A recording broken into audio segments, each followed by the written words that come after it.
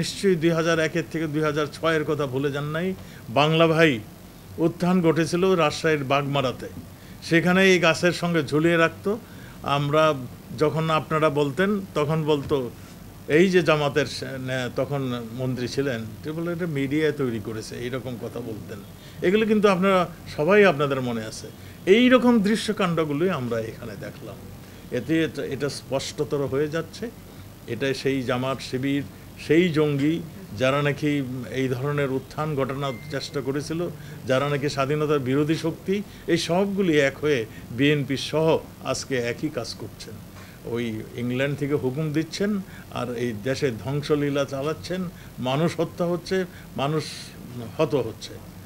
আমরা চরম ধৈর্যের সঙ্গে আমাদের পুলিশ সদস্যরা এগুলি মোকাবেলা করেছেন। তাদের সদস্য হত হওয়ার পরেও তারা চরম ধৈর্যের পরিচয় দিয়েছেন।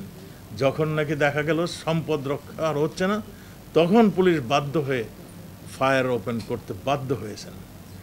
এর আগেই কিন্তু অনেক খুন হয়েছে, ইট পাটকেলের খুন, এবং তারাও এই যে জামাত বিএনপি, এই যে জঙ্গি, এরাও কিন্তু অগ্নেয়াস্ত্র নিয়ে আমাদের শুধু পুলিশ না, আমাদের আওয়ামী লীগের নেতাকর্মীদের উপর অ্যাটাক করেছে। সেগুলোর দৃশ্য, সেগুলোর আমার কাছে পরিসংখ্যান রয়েছে। আমরা এই সবগুলো আমরা দেখছি। আমাদের মাননীয় প্রধানমন্ত্রী যখন আমরা পারছিলাম না, আমরা পুলিশ যখন আর পারছিল না, তখন আমরা আর্মিকে ডাকতে বাধ্য হয়েছি এবং সন্ধ্যা আইন জারি করতে বাধ্য হয়েছি। এই মুহূর্তে গ্র্যাজুয়ালি দেশ স্বাভাবিক হয়ে আসছে। আমরা গ্র্যাজুয়ালি সন্ধ্যা আইন শিথিল করছি এবং আমরা মনে করি যখনই কি আরও হয়ে যাবে, আমরা কারফিউ উঠাতে সক্ষম হব, দেশ নর্মাল হয়ে আসবে। আপনাদের সেইখানে আমাদের সহযোগিতা চাই। আপনাদেরও তো দুইজন আর একজনকে কীভাবে অত্যাচার করেছে আপনারা দেখেছেন।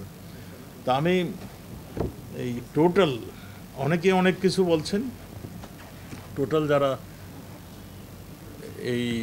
এই কয়দিনের গণ্ডগোলে, এই এই আন্দোলনে যারা প্রাণ হারিয়েছেন, তাদের একটা লিস্ট আমাদের কাছে আছে।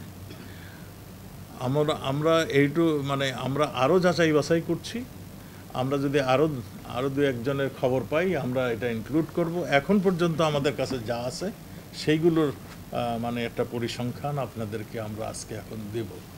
এর মধ্যে কিন্তু আমাদের আওয়ামী লীগ, ছাত্রলীগ, অনেক নেতাকর্মীদেরকে খুন হয়েছে। খুন শুধু ঢিলাতে খুন হয় নাই, তারা গুলি চালিয়েছে বিভিন্ন জায়গার থেকে। আপনারা মোহাম্মদপুরের বসিলা এলাকায় দেখছেন, সেখানে গুলি চালিয়েছে। আপনারা এই নারায়ণগঞ্জ এলাকায় সেখানে গুলি চালিয়েছে। এই গুলি চালানোর দৃশ্য আমাদের আওয়ামী লীগের নেতাকর্মীরা অবলোকন করছে, তারাও এই গুলির শিকার হয়েছে।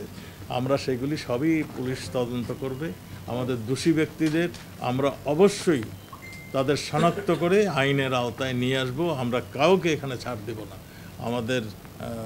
আমরা মনে করি দেশবাসী কয়েকদিন অসুবিধা হয়েছে, আমরা খুব শীঘ্রই এদেরকে আমরা সহনীয় পর্যায়ে আমরা নিয়ে আসতে পারবো ইনশাল্লাহ। আমরা সাম্প্রতিক সহিংসতায় এখন পর্যন্ত আমাদের কাছে 136 আমাদের কাছে ছিল। তারপরে আমরা দেখলাম আরও 11 জন, যেটা নাকি আওয়ামী লীগের নেতাকর্মী, আমাদের যুবলীগের নেতাকর্মী, এগুলো এই লিস্টের আওতায় ছিল। আমাদের একটা ওভারলোক হয়েছিল 136 প্লাস 11, 147 জন এখন পর্যন্ত আমাদের হিসাবে রয়েছে, তাই তো? মৃত্যুর সংবাদ আমাদের কাছে আছে। এর মধ্যে ছাত্র যারা হত হয়েছেন, এর মধ্যে ছাত্রলীগের ছেলে যথেষ্ট পরিমাণ রয়েছে। এখানে বিভিন্ন শ্রেণী পেশার মানুষ রয়েছে, বিভিন্ন বয়সের মানুষ রয়েছে, বিভিন্ন রাজনৈতিক পরিচয়ের মানুষ রয়েছে। এইগুলি আপনাদেরকে ডিটেল আবার আমরা দিতে পারবো। আমরা আজকে আপনাদের শুধু এইটুকুই দিচ্ছি, 136 প্লাস 11, এই 147 জনের মৃত্যুর সংবাদ আমাদের বিভিন্ন হাসপাতাল, বিভিন্ন জেলা, বিভিন্ন জায়গা থেকে যেটা আমরা পেয়েছি, তার সংখ্যা এটি।